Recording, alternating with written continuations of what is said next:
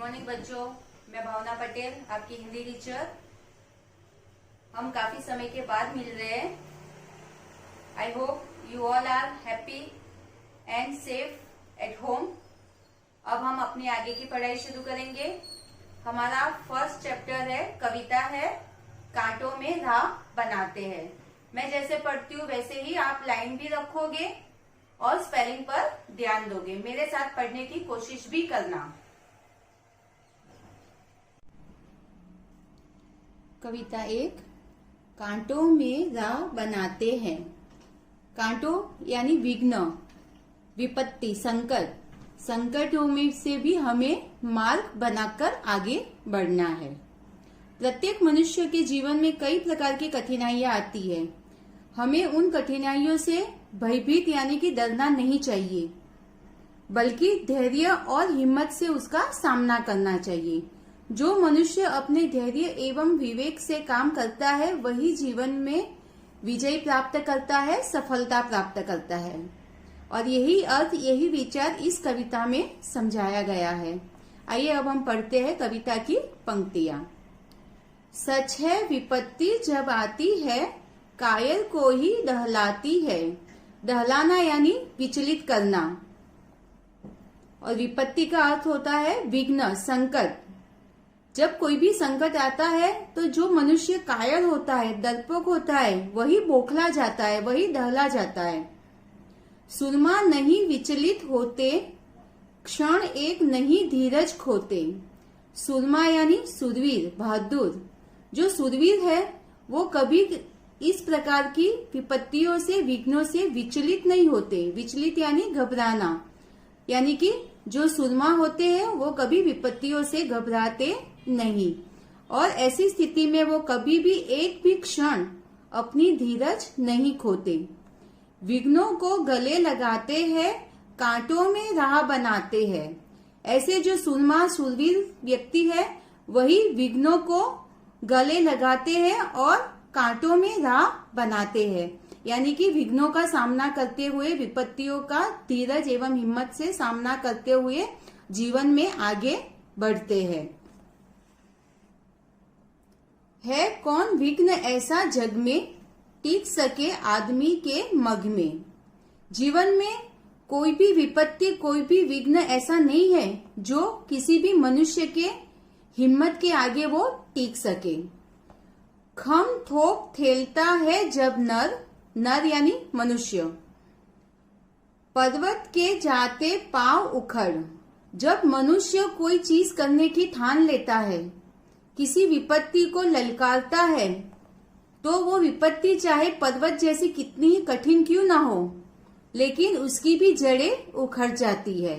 यानी कि मनुष्य जब किसी भी परिस्थिति का सामना करने की ठान लेता है तो कितनी भी बड़ी विपत्ति, कितनी भी बड़ी मुसीबत क्यों ना हो, वो दूर हो जाती है। मानव जब जोर लगाता है, पत्थर पानी बन जाता है। जब मनुष्य मन से जोर लगाता है, यानी कि मन से उस विपत्ति को, विघ्न को दूर करने का प्रयत्न करता है, तो पत्थर जैसी कठिन परिस्थिति, पत्थर जैसा कठिन विघ्न भी पानी जैसा सरल बन जाता है। गुण बड़े एक से एक प्रखर, प्रखर यानी तीव्र, है छिपे मानवों के भीतर। मानव यानी मनुष्य, मनुष्य के भीतर बड़े बड़े तीव्र गुण छिपे हुए हैं, जैसे हिम्मत, साहस आदि। मेहंदी में जैसे लाली हो, वर्ती का बीच उजियाली हो।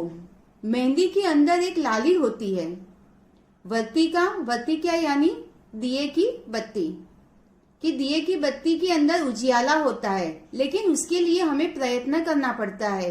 उस दिए की बत्ती को जलाना पड़ता है, तब जाके वो हमें रोशनी देता है।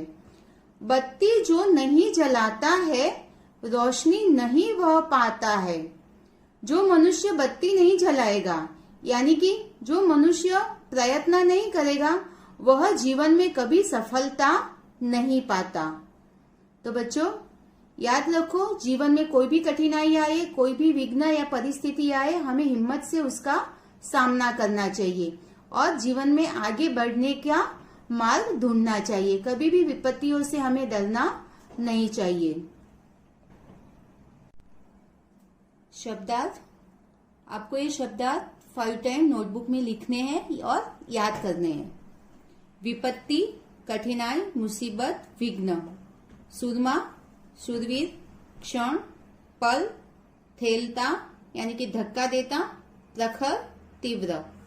कायर, डरपोक, विचलित होना, घबराना। खम ठोकना, ललकारना, लड़ने के लिए ताल ठोकना। वर्तिका, दिए की बाती। अब राइट ऑप्शन चूज करना है आपको। सच है डैश जब आती है। पोयम के अनुसार आपको पंक्ति के अनुसार आंसर देना है, तो राइट ऑप्शन चूज करो। गाड़ी, विपत्ति, मां या परी। तो राइट ऑप्शन है विपत्ति। डैश जब जोर लगाता है। श्रमिक, किसान, मानव, गाड़ीवान। राइट ऑप्शन है मानव। डैश नहीं वह पाता है। पंक्ति के अनुसार आंसर देना है आपको। रोशनी, सफलता, शिक्षा या संपन्नता। तो पोयम के अनुसार आंसर आएगा रोशनी नहीं वह पाता है। इन प्रश्नों के उत्तर आपको 1 सेंटेंस में देने हैं, नोटबुक में लिखने होंगे आपको। विपत्ति किसको दहलाती है? जो कायर होता है उसे विपत्ति दहलाती है। विपत्ति आने पर कौन विचलित नहीं होता? सूरमा यानी कि सूरवीर विपत्ति आने पर कभी विचलित नहीं होते। मानव के भीतर क्या छिपा है? तो मानव के भीतर तीव्र और बड़े बड़े गुण छिपे हैं। इस कविता के कवि का नाम बताओ। तो इनका नाम है, कवि का नाम श्री रामधारी सिंह दिनकर। कविता का कोई अन्य उपयुक्त शीर्षक यानी कि टाइटल आपको सोचकर बताना है। आप कोई भी टाइटल अपने मन से लिख सकते हो। नेक्स्ट एक्सरसाइज, नीचे दिए गई पंक्तियों में से जो शब्द पर्यायवाची नहीं है उस पर सर्कल करना है। जग, संसार, धरती, विश्व या दुनिया। तो संसार, विश्व और दुनिया ये तीनों इसके जग के पर्यायवाची है, लेकिन धरती शब्द ऑड वन है। आदमी का मनुष्य, मानव, मनुष्य, इंसान और सदन। तो सदन का अर्थ होता है घर, तो ये ऑड वन है। पर्वत, पहाड़, शैल, पत्थर और गिरी। तो इसका कौन सा अर्थ होगा? पत्थर। पानी, जल, नीर, सलील और मेघ। तो कौन सा अर्थ अलग है इसमें? मेघ। मेघ का अर्थ होता है बरसात। इसके अलावा 2 और वर्ड है। सुरमा, सुरमा का पर्यायवाची वर्ड है वीर, बहादुर और साहसी। विघ्न, संकट, विपत्ति, मुसीबत। अब सेकेंड एक्सरसाइज, विलोम शब्द। सच, झूठ, कायर, वीर, मानव, दानव, गुण, अवगुण, भीतर, अंदर, उजाला, अंधेरा। आपको जो मैंने 3 एक्सरसाइज बताई, शब्दार्थ, 1 वर्ड आंसर,